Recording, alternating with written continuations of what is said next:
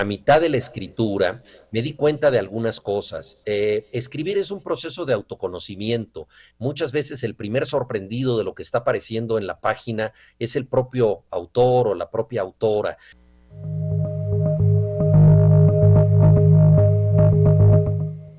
Mar de Palabras es el primer festival internacional de literatura en la región del Caribe y se reunirá a instancias de la Fundación René del Risco y Bermúdez los días 27, 28 y 29 de junio de este año. Entre los invitados en Mar de Palabras se encuentran muchos autores, pero hay un autor que particularmente a nosotros nos parece excelente. Ya él ha venido a República Dominicana, precisamente invitado por la Fundación René del Risco Bermúdez, y va a estar de nuevo en República Dominicana a propósito de este festival. Se trata de Juan Villoro.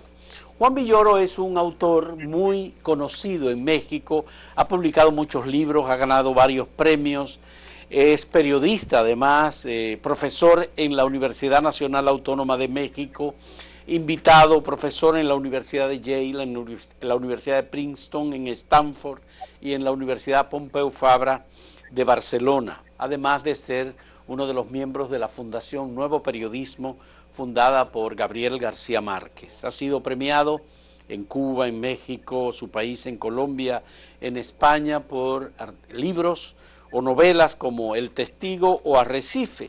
En su lista de libros, el más reciente libro publicado por él es No soy un robot.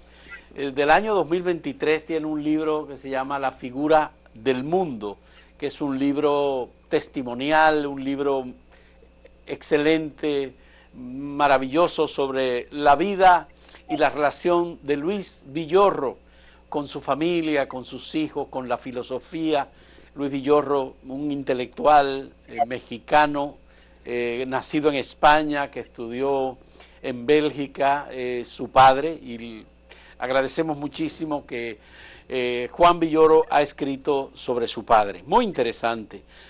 Juan tiene muchos libros publicados. Yo tengo una lista aquí como de 30 libros publicados por Juan Villoro, entre ellos El libro salvaje, Dios es redondo, Conferencias sobre la lluvia, El vértigo horizontal, El testigo, Llamadas de Ámsterdam, Los culpables, El balón dividido, Las golosinas secretas, etc. Hay un libro que también acabo de leer que se llama Tiempo transcurrido. Es un libro con historias sobre la relación de México con el rock and roll y mucho de imaginación de Juan con personajes que son verdaderamente insólitos, maravillosos. La historia que más me gustó es la historia de Lucía, Juan. Tenemos a Juan Villoro y le agradecemos mucho que él va a participar en este primer Festival Internacional de Literatura de la región del Caribe. Y a mí me gustaría comenzar este diálogo con Juan, aprovechando esta oportunidad, para saber si la literatura puede transformar vidas y si puede enriquecer y de algún modo salvar sociedades, porque ya hemos visto conferencias como la de Leonardo Padura, inaugurando las conferencias de la Fundación René del Risco y Bermúdez, que es un texto interesantísimo sobre cómo la literatura del Caribe ha transformado muchas vidas y ha sido una mezcla de muchas culturas, incluyendo África, incluyendo las culturas del Caribe precolombino, incluyendo la cultura europea. Hola, ¿qué tal? Me da muchísimo gusto estar aquí en este programa y también me da mucho gusto viajar próximamente a Santo Domingo. Será una experiencia maravillosa porque es un lugar que realmente aprecio y quiero mucho. Y la pregunta es esencial. Yo creo que la literatura ha cambiado vidas, ha cambiado la mía y la de muchas personas, y creo que no podemos ser ajenos a esta circunstancia. Por supuesto, no todo mundo lee, ni todo mundo se deja transformar placenteramente por la lectura, pero abundan los ejemplos de personas, sobre todo cuando se encuentran en situaciones críticas, que se salvan de la locura, de la depresión, de los quebrantos, gracias a un libro. Pensemos en los náufragos, por ejemplo, que de pronto llevan a bordo una Biblia, y gracias a eso pueden estar matando el tiempo y pensando espiritualmente en otras cosas, o bien los prisioneros, los exiliados, los enfermos. En momentos de necesidad, todos sabemos que un libro nos puede salvar. Esto es decisivo, pero en los momentos de calma, en los momentos tranquilos, no siempre consideramos que la lectura es tan esencial. Y yo pienso que en ese sentido, la lectura es un poco como el paracaidismo. En momentos normales, solo algunas personas valientes, arriesgadas, practican el paracaidismo o la lectura, pero en momentos de peligro, en situaciones extremas, tanto la lectura como el paracaidismo le salvan la vida a cualquiera. Qué bueno, me da la impresión de que ciertamente hay historias en México, en todos los países de América Latina, incluso aquí en República Dominicana, de fuerte represión política en que los presos políticos lo que hicieron fue salvar su tiempo con la lectura, o en algunos casos, algunos que se convirtieron en poetas, por ejemplo, en las cárceles. Y estoy pensando en un escritor español, León Felipe, que fue a prisión por las deudas contraídas por su padre farmacéutico, que finalmente en Santander se pasó 3 años en prisión. Y de ahí salió su primer libro llamado Versos y Oraciones de Caminantes. Y de ahí salió un libro de poemas sobre el Quijote, porque ahí leyó el Quijote de la Mancha. Muy temprano, 1919, 1920 aproximadamente. Entonces, en situaciones también extremas, obviamente, la lectura salva. Efectivamente, y ese es un ejemplo espléndido el que pones, porque además vincula a León Felipe, que por cierto vivió aquí en México en el exilio, nada más y nada menos que con Cervantes, que él también estuvo en la cárcel y fue allí en un presidio de Sevilla donde concibió el Quijote. Cervantes era recaudador de impuestos, había metido el dinero que había ido recogiendo en todas partes de los impuestos que le pagaban en un banco que quebró, que se declaró insolvente, de modo que él ya no tenía el dinero y lo consideraron culpable, aunque era inocente, lo metieron en la cárcel y en ese momento de encierro imaginó la libertad, y la imaginó de una manera tan potente que concibió el Quijote. Juan, dice León Felipe que él llegó a México en 1923 montado en la cola de la revolución. Y quien lo recibió fue Pedro Enrique Ureña, que le ofreció empleo inmediatamente, que vivió en Otro México vínculo, también en esa época. claro, otro vínculo importantísimo de República Dominicana con México. Yo creo que al decir de algunos especialistas, Enrique Sureña es verdaderamente el inventor, el creador del concepto de hispanidad moderno. Él fue una persona ilustrada, capaz de frecuentar todas las literaturas del continente, con una muy buena formación también en la literatura norteamericana, y fue un interlocutor maravilloso, una figura imprescindible para México. Aquí escritores como Alfonso Reyes, por ejemplo, le debieron mucho. Sí, ciertamente. Bueno, quería saber, Juan, escribir, por ejemplo, a propósito de lectura y de escritura y de estas experiencias, escribir en democracia es más estimulante que escribir en regímenes autoritarios, tomando en cuenta que hay historias distintas a propósito de escritores en condiciones de vida de cesación de libertad o de prisión, o escritores que, tomando en cuenta las consecuencias de lo que escribían, bueno, pues también se limitaron. ¿Tú qué nos dices? ¿Qué ha escrito Es una tanto? situación muy paradójica la que planteas, porque evidentemente a todo mundo le gusta escribir en calma, ser feliz, tener una situación agradable para poder desarrollar su trabajo, pero al mismo tiempo los autores que han escrito en situaciones extremas y que se han atrevido a ser la voz de una conciencia suprimida, se han convertido en autores mucho más importantes que quienes han escrito en las democracias. Entonces, el escritor que a contrapelo del totalitarismo expresa una verdad rebelde se convierte en un símbolo social. Fue el caso, por ejemplo, de Václav Havel, que acabó siendo presidente de la República Checa, un gran dramaturgo que estuvo muchas veces en prisión, y es el caso de tantos autores que han padecido circunstancias tremendas. En una ocasión participé en un encuentro literario en Finlandia y estaba junto con un amigo de Estados Unidos, un muy buen escritor, Alan Kurzweil, y él oía hablar a la gente de Irlanda del Norte, a la gente de Rusia que había pasado por la Unión Soviética, a gente que había estado en dictaduras latinoamericanas, y decía, no sabes cómo extraño pertenecer a un país convulso, pertenecer a un país difícil, porque tendría mejores temas de qué escribir. Y yo le dije, mira, la verdad es que debes darle las gracias al destino de estar en un país más tranquilo, aunque Estados Unidos también se ha ido complicando con el tiempo. Entonces yo creo que no debemos desear sufrimiento para los escritores, pero debemos saber que una vez que ocurren esas circunstancias adversas, siempre habrá una voz que no será silenciada, siempre habrá alguien que podrá contar el horror.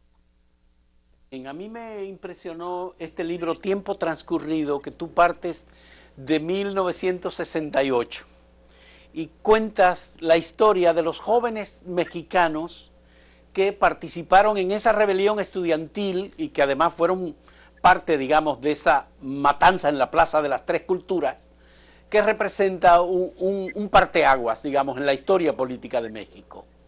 Y entonces, obviamente que en tu caso, tú tomas en cuenta los elementos políticos. Tú incluso terminas llevando parte de las cenizas de tu padre a las lomas de la Candona, en donde está el Ejército Zapatista de Liberación Nacional de México, porque tu padre fue asesor de ese movimiento zapatista. Tú formas parte de una generación impactada muy fuertemente por las tensiones políticas en México y en América Latina también. Hemos tenido tiempos de guerrilla en Bolivia, hemos tenido tiempos de guerrilla en Colombia, hemos tenido guerrillas en República Dominicana, en muchas partes hubo guerrillas, Sendero Luminoso en el Perú. Y entonces me gustaría saber, esas tensiones impactan sobre lo que tú has escrito, sobre tu literatura. Yo he visto ya, por lo menos he tenido la oportunidad de leer 2 de tus libros, y en todos aparece, por supuesto, esa experiencia marcada, muy marcada. En tu caso por el rock, por el fútbol, pero también por la política.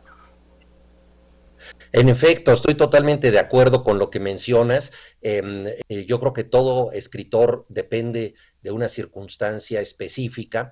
Sin embargo, se puede evadir o tratar de alguna manera de hacerlo de este contexto. Yo respeto muchísimo a los autores que se dedican a escribir sonetos de amor o que escriben ciencia ficción alejada de la realidad contemporánea, pero en mi caso he sentido la necesidad de interpelar, de alimentarme de las cosas que suceden en mi país, y como bien dices, Tiempo Transcurrido, desde su título, es un libro que recoge 18 años de vida en México, y empieza con el movimiento estudiantil del 68, que fue masacrado en la plaza de Tlatelolco, y desemboca en el terremoto de 1985, es el último año cubierto, que fue el momento en que la sociedad civil se organizó para responder como no lo estaba haciendo el gobierno, y ahí surgió una energía muy importante que en algún momento llamé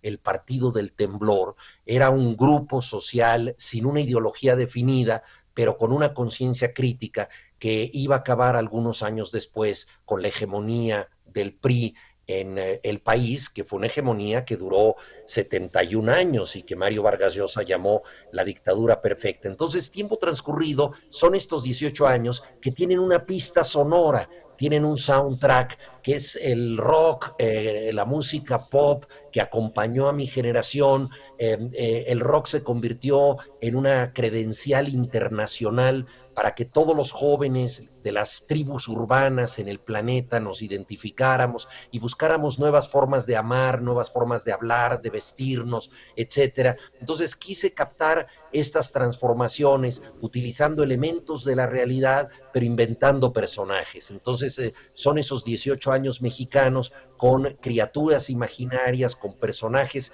que no existieron en la, pero que están en un contexto que verdaderamente sucedió. Y el otro libro que mencionas, y me da mucho gusto que lo hagas, es un libro de memorias sobre mi padre, se llama La figura del mundo, y en efecto él fue un luchador social, fue un filósofo político, estuvo muy comprometido con causas de izquierda, fundó partidos, estuvo en el movimiento estudiantil del 68, fue un maestro de muchísimas personas, algunas de ellas acabaron en la guerrilla, y finalmente terminó sus días como asesor del movimiento zapatista en Chiapas. Y entonces, como bien dijiste, sus cenizas fueron depositadas allá en Oventic, en uno de los municipios que controlan los zapatistas. Entonces yo quería hacer un retrato de un pensador y al mismo tiempo de un padre. Es un doble registro, por un lado público y por otro lado íntimo, la historia social de mi padre, que de alguna manera refleja el último medio siglo mexicano, en el siglo XX, el último medio siglo, 50 años de luchas políticas, de discusiones intelectuales, y al mismo tiempo la relación personal con él y ese misterio de todos nosotros, la dificultad que tenemos de ser hijos, la dificultad que tenemos de ser padres. No deja de ser un hermoso homenaje a tu padre, Juan. Muy hermoso. Yo creo que Luis Villorro Gracias. es descrito de una manera muy sincera, muy honesta de tu parte. En principio, cuando comencé a leerlo pensé que era una especie de venganza de tu parte, con tu padre, por no haberte atendido en tu niñez, por no haberte acompañado. Luego, cuando tu madre se separa de él y le dice, bueno, tú tienes hijos, es que él descubre y entonces comienza a llevarte al fútbol. Y comienzas tú a no ser invisible para él. Me parece una descripción hermosísima y además la última parte del libro es un homenaje muy hermoso, casi poético, a tu padre. De manera que yo recomiendo, porque lo que haces con este libro es una recuperación de la figura del padre y como tú dices en el subtítulo del libro, que es de el orden secreto de las cosas. Me parece muy hermoso y creo que haces un gran acto de justicia, el tuyo con tu padre. Además que eres un excelente heredero de tu padre por tu condición de escritor, de creador de textos, ensayos, por tu intelectualidad y tu gran producción. Estos tiempos difíciles, actuales, acabo de leer el libro de Jorge Cepeda Patterson que se llama Presidenta. Es una biografía de Claudia Sheinbaum, donde estos tiempos convulsos, difíciles en economía, en guerras, en política, en reducción del discurso, a veces pugnaz o de odio, ¿es un estímulo para la creatividad y la producción literaria?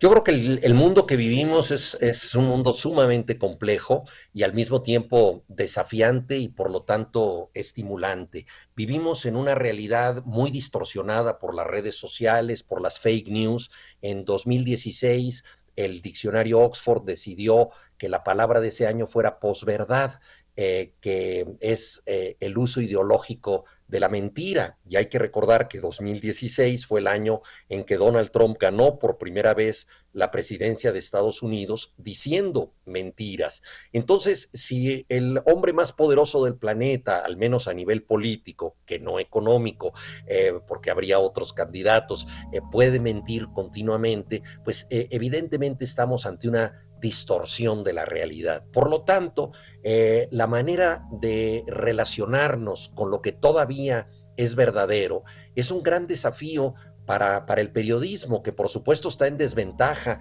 ante la oleada de distorsiones y fake news que aparecen en internet y los sitios en donde se dice que la Tierra es plana o que el ser humano nunca llegó a la luna o que el holocausto no existió, cosas terribles, ¿no? Por falsas, pero justamente porque la verdad está en entredicho, vale más que nunca. Y eso es algo que corresponde a los periodistas, a los autores de no ficción, ponerlo en valor. Por otra parte, también la ficción puede ayudar mucho, la novela, la poesía, el cuento, porque estamos en una época de pensamiento binario. Las redes nos han acostumbrado a que estás a favor o estás en contra y en medio no hay nada.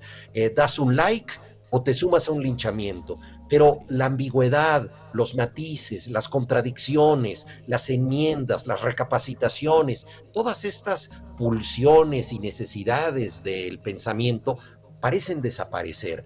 Entonces, la gran reserva de esta multiplicidad de reacciones humanas está en la cultura, está en la literatura y por eso mismo debemos preservarla. Entonces no es el discurso mayoritario, es un discurso que está en desventaja, pero precisamente por eso debemos mantener ese margen de verdad, mantener ese margen de pensamiento complejo para que no toda la gente quede enajenada ante los discursos que nos llegan en línea.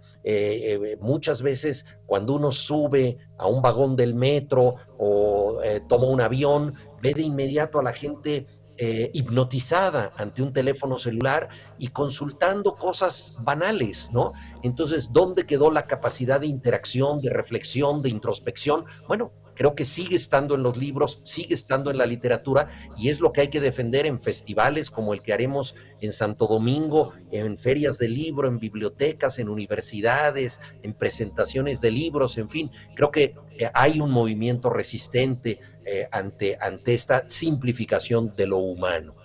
Qué bueno. Vamos a hacer una primera pausa en este diálogo, Juan Villoro, y cuando retornemos yo quiero, igual te voy a hacer una pregunta sobre, porque me interesa mucho.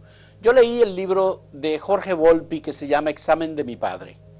Y entonces, al volver sobre la figura del mundo, me quedé con la inquietud. Hay 10 años de diferencia entre un libro y otro, pero ¿qué diferencia hay entre Examen de mi padre de Jorge Volpi y La figura del mundo tuyo, que son dos libros de dos mexicanos sobre dos padres diferentes con posiciones políticas distintas? Volvemos en un momento.